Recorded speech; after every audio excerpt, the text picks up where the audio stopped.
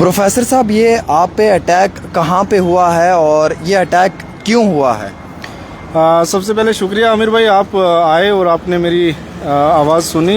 मैं आपका शुक्रिया अदा करता हूँ। असल में हम लोग सिस्टर का दहेज लेकर के अखनूर से हम अपलोड करके ले जा रहे थे। मैं तो दिल्ली से आया छुट्टी घर पे, और हमें लाम जो है दवत्ता में उसको अनलोड करना था।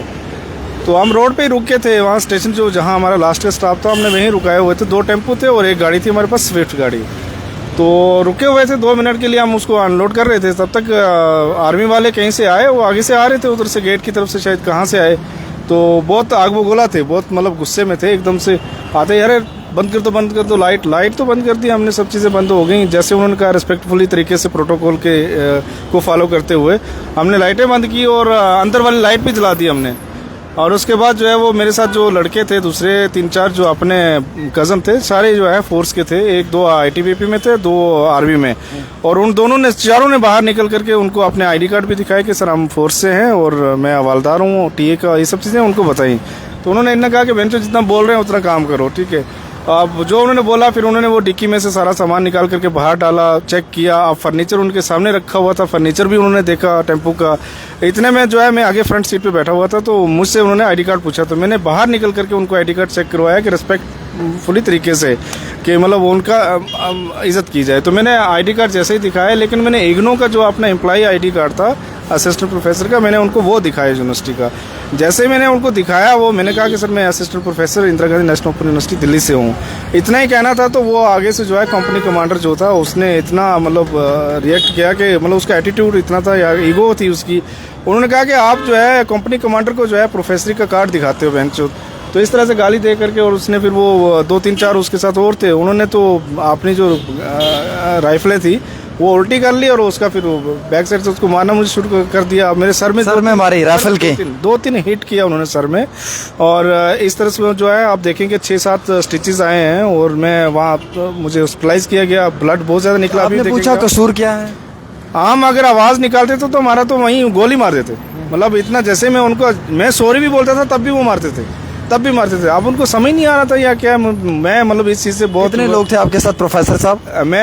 मेरे साथ तो जो कज़न थे मेरे पास, फोर्सेस के जो आदमी थे मेरे साथ, वो 5-6 थे। लेकिन वो जो आर्मी वाले थे वो 10-12 थे। अच्छा, 10-12 ने मारा? 10-12 थे और सारे पड़ गए।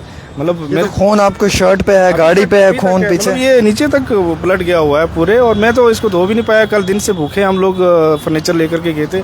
मैं तो बहुत सदमे में हूँ, इसलिए हूँ कि हम जिस फौज पे इतना बड़ा फख्र करते हैं, प्राउड करते हैं कि जो है हमारे देश की जो मतलब शान है, तो किसी भी कंट्री की शान या ताकत जो होती है आर्मी होती है। तो हम आर्मी पे बहुत फख्र करते हैं। कोई भी मतलब वाक़या हो, कोई भी हादसा हो, तो आर्मी जो है हेल्प करती है हर चीज़ के लिए। मेरी पूरा ख़ानदान, मेरी पूरी फैमिली जो है आर्मी में है। तो मैं आने वाली जो नस्ल है तो उनको भी मैं यही मतलब उनको मशवरा देता हूँ कि आप आर्मी में जाइए, आर्मी में भर्ती होइए। लेकिन पूरी आर्मी का मैं नहीं कहता, लेकिन उस जो वो टोली थी आर्मी की, उसमें जो बंदा था कंपनी कमांडर, वो बहुत नाजेबा हरकतें उसने की और नाजायज़ उसने जो है मेरे साथ इस तरह से सलूक किया। अब मैं उसकी जो है ना, मतलब मैं ये दरख्वास्त करता हूँ एडमिनिस्ट्रेशन से कि उसकी छानबीन की जाए और उसने क्यों मारा, क्या वजह थी, उसका क्या रीज़न था, क्या फीडबैक था और क्यों उसने मुझे टारगेट किया। मैं ये जानना। प्रोफेसर का कार्ड दिखाया तो आपको कहने लगे कि प्रोफेसरी का कार्ड क्यों दिखा? प्रोफेसरी का कार्ड आप मुझे क्यों दिखा रहे हो कंपनी कमांडर को, इतना ही कहना था। लेकिन उसके साथ 2-3 जो 4 थे दूसरे, उन्होंने फिर मारना शुरू कर दिया। मैं तो मतलब कोई सवाल जवाब नहीं, कोई सवाल जवाब, कोई गलती नहीं, कुछ नहीं। मुंह से तो आवाज़ नहीं निकालने दे रहे थे ना, मुंह से आवाज़ नहीं निकालने दे रहे थे। इतने में किसी ने चौकी ऑफिसर में फ़ोन कर दिया, चौकी ऑफिस में और चौकी पोस्ट पे। तो चौकी जो पोस्ट थी वहाँ पुलिस की, तो वो साथ में ही थी, 200 मीटर दूरी पे। तो मैं उनका बहुत शुक्रिया अदा करता हूँ पुलिस का, कि पुलिस फ़ौरन पहुँच के मौके पे, वो सिविल में ही बेचारे पहुँच के वहाँ। और जैसे वो पहुँचे और उन्होंने आकर के जो है उनको ठंडा किया, लेकिन फिर भी उनका एटीट्यूड बहुत तेज़ था। और वो फिर भी जो है इस तरह से हमें मतलब। कहाँ पे इंसिडेंट हुआ है? ये हुआ लाम दवत्ता। कितने बजे का मामला है ये? 10:30 बजे के रात का वाक़या है। और अंधेरे में, क्योंकि लाइटें उन्होंने ऑफ करवा दी थी, लाइटें बंद हो गई थी। हमारे पास तो फ़ोन, क्योंकि आपको पता है कि 1-2 दिन से आंधी चली थी, उससे लाइट बिल्कुल बंद थी और हमारे पास फ़ोन बंद थे। आप क्या जस्टिस मांगना चाहेंगे? मैं तो जस्टिस मांगना चाहता हूँ। तो मैं तो एडमिनिस्ट्रेशन से ये दरख्वास्त करता हूँ कि मेरे साथ जस्टिस होना चाहिए, क्योंकि हम तो एक पूरी कम्युनिटी और पूरी अपनी स्टेट की आवाज़ है। हम तो सेंटर में बैठे हैं और वहाँ से हम जाकर के चीज़ें सुनते हैं। लेकिन हम सोचते थे कि ये ठीक है, वो गलत है, लेकिन यहाँ आकर के हमें कुछ और रियलाइज़ हुआ, जो हमने एक्सपेक्ट किया उससे तो कुछ और हमें मिला। प्रोफेसर साहब, कोई एडमिनिस्ट्रेशन का इस पे जवाब अभी तक आया, कोई ऑफिशियल कम्युनिकेशन? देखिए कि पुलिस ने हमारा साथ दिया है। पुलिस मेरे साथ, कल से 2 आदमी वहाँ से मेरे साथ ही आए, क्योंकि उन्होंने मुझे वहाँ से रेफ़र किया हॉस्पिटल नौशहरा में, नौशहरा से जीएमसी में मुझे रेफ़र किया, तो मेरे साथ पुलिस थी। और अभी तक उन्होंने जो मुझे यकीन दिलाया है कि आपकी एफआईआर जो है रजिस्टर हो चुकी है, एफआईआर का उन्होंने नंबर भी दे दिया, मीडिया से भी उन्होंने बात की है। तो मैं तो एफआईआर करवा करके मैं सिर्फ और सिर्फ जो है उस कंपनी कमांडर को एफआईआर नंबर दे दिया है? उन्होंने दे दिया। मीडिया से एफआईआर किस पे हुई है? उन्हें पूरी आर्मी का जो टोली थी उन पे एफआईआर की है उन्होंने। तो आप इस चीज़ से सहमत हैं? अभी तक तो मैं जा रहा हूँ, मैं अभी जा रहा हूँ पुलिस स्टेशन में। वो कह रहे हैं कि आप आइए, एफआईआर की कॉपी हमसे ले लीजिए। तो मैं कुछ एफआईआर पता चला कौन से सेक्शंस लगे, कौन सी धारा? अभी मुझे कुछ मालूम नहीं है, क्योंकि मैं तो हॉस्पिटल में था, अभी जस्ट बाहर निकला हूँ, डिस्चार्ज किया मुझे यहाँ से।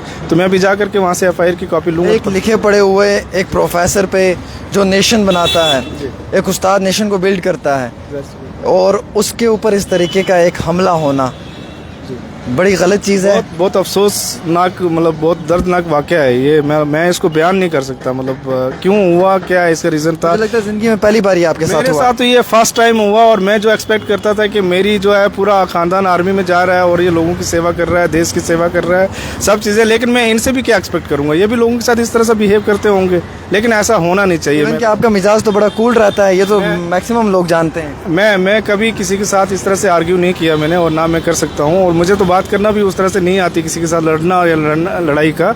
लेकिन मेरे साथ जो हुआ है ये बहुत, मैं कहता हूँ कि अनफॉर्चुनेट हुआ है।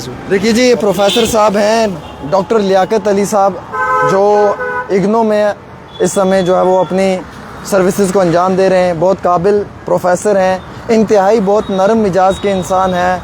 मैं पर्सनली भी इनको जानता हूँ, आप सब लोग भी जानते हैं, सब जानते हैं, क्योंकि उस्ताद हैं। सोशल मीडिया पे काफ़ी ज़्यादा इनके पोस्ट वगैरह भी हम देखते हैं। कल ये शाम के वक्त अपनी बहन की शादी से लौट कर वापस अपने घर की जानिब रवाना थे।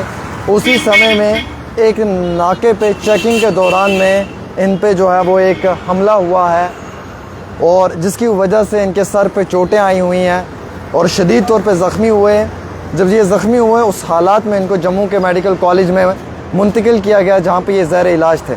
अभी यहाँ से छुट्टी मिली है इन्हें, और ये घर की जानिब रवाना है। इनके स्टेटमेंट के मुताबिक पुलिस ने एफआईआर लॉन्च कर दी है, लेकिन ये अभी भी चाहते हैं कि इंसाफ मिले, किसी और निर्दोषी, किसी और शरीफ इंसान को इस तरीके से विक्टिम ना बनना पड़े जैसे डॉक्टर लियाकत अली साहब को बनना पड़ा। फ़िलहाल आपकी क्या राय रहती है, आप भी ज़रूर बताएं। एक छोटी सी रिपोर्ट आमिर सुहेल के साथ।